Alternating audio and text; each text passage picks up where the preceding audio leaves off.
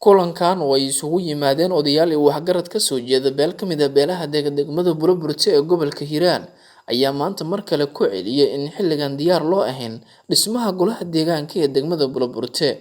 Waxa ayna fariin adag u direen wasiirka wasaaradda arrimaha gudaha iyo dowladaha hoose ee Hirshabelle Maxamed Cali Caadle, ayagoona dhanka kale taageeray go'aanka ay qaateen odayaal iyo waxgarad ku sugan degmada Beledweyne oo beeshani ka mid ah.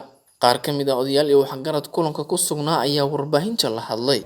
waxaan leenahay xilligeedii lama gaarin, waxna hadday xilligooda la gaarin ay bislaadaan ay bisileen dadka dhibay u keenayeen. marka dadweynaha ku nool oo isjecel oo idoo 7 sano ay mataqaanaa xiran tahay runtii dhibaato kale iyo mashaakil kale iyo isnacbaan kale aan jirin in hadda mataqaanaa dhib loo keeno waa waxaan aragsanahay aan diidanahay. dad konsolka aragsan oo diidan maahin, laakiin dhibaatada ka dhalanayso aan diidanahay. maanta koobaad oo sabanaara jira la yiraahday ayaa tushuushka magaalada ku jira wax badan oo yahay odayaasha Beledweyne oo sida runta ka hadlay wax aadan u soo dhaweynayna. runtii meel walba joogto ay joogan sida run sheega oo dadnimada ah oo u sheegteen runta waa idinku ugu hambalyeynayna. wasiir waxa uu tahay ummadan aad matasho, waxaad ku hogaamaysaa wanaag iyo walaalnimo iyo kala dambeyn iyo nidaam iyo dikreeto adiga ku timid iyo cadaalad. inta cadaalad ka shaqeynaysa madaxad noqotay, laakiin cadaalad ka baxdo kugu taageeri mayno. waxaan leenahay wasiir Caadle dhanka Hirshabelle ka socday wasaaradda arrimaha gudaha ka socday dhahayas waxaan qabanaynaa seminar ku saabsan golo deegaan. adeer golo deegaan looma bislo, waqtigeeda lama joogo, dhibaato ka badan jirto, dhibaatada ka badan la xalliyo, dadku hal isu soo dumo maalinteeda gaarto. waxaan taageerayaa odayaashii dhaqanka ee beesha Wadacad ee ka hadashay gobolada dalka gaar ahaan Beledweyne kuwii hore ugu hadlay degmada Buloburti iyo intii kale wanaaga iyo dadnimada beesha ka hadashay kuma daabaanahay.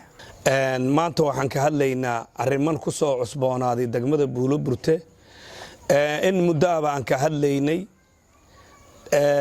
dhagna jalaq loo sii waayay kana wada dawladda Hirshabelle gaar ahaan wasiirka arrimaha gudaha Caadle arrimahaas oo ah in golo deegaan inuu ka qabsoomi karin ay tahay maalintii afaraad aan ka hadlayna degmada Buloburti lana marin habaabinayo dad yar yar oo masaakiin iyo xaafadihii laga soo wadanayo oo odayaashii dhaqanka iyo odayaashii degmada culimo u diinka iyo waxgaradkii oo jooga magaalada loo sheegi la yahay oo xaafadihii la dhax wareegayo ayaan daradaas waa ka xunnahay.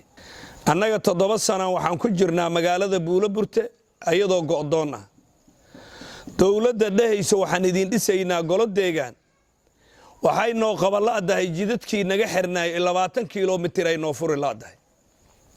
waa nasiib darro dawlad aan ka waynay adeegii dawladnimo oon ku lahayn state-ka Hirshabelle inay maanta tiraado seminaara la qabana ummad kor ka hoos ka xiran oo aan lug lagu bixi karin oo raashinka la quuto lagu keeno mooto oo hadii la qabtana la guba.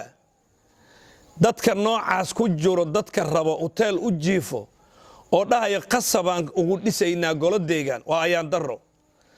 taas golo deegaan ku dhismi maayo. golo deegaan waxaa dhista dadka deegaanka ah oo shacabka dhisto. haddii dadkii shacabka ahay la rabo in la isku diro walaalaha ahay ee qolana aan la geeyo hotel qolana la yiraahdo shaqo kuma lihin wax shaqay kara maaha. bismillaahir rahmaanir rahiim. horta waxaan la qabaa fikirka intii hortay ka hadashay meeshan waxaan rabaa inaan hal kalmad kaliya ku daro. waxa maalin kasta laga hadlayo waxa ron qofka uu mas'uul yahay inuu fiiriyo. waxaan leeyahay Caadle ma u bareertay hawshan mase si qarada wax lagu sheegaa. Caadle hadaad u bareerin waxaan qasab ku dhismi maayaan, mana soconaysa qasab.